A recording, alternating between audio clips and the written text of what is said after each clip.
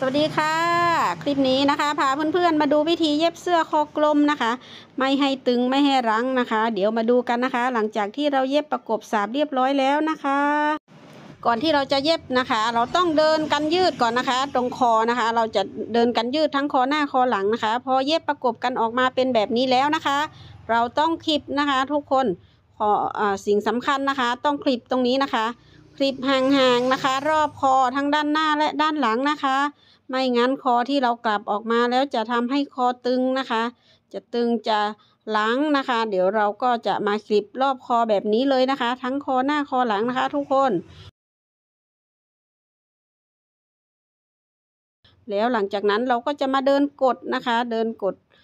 ด้านสาบนะคะเพื่อให้คอเขาออกมาสวยนะคะเดินกดแบบนี้ก่อนนะคะทุกคนแล้วหลังจากนั้นเราก็มาเนาคอนะคะก็จะได้เสื้อคอกลมที่สวยงามนะคะ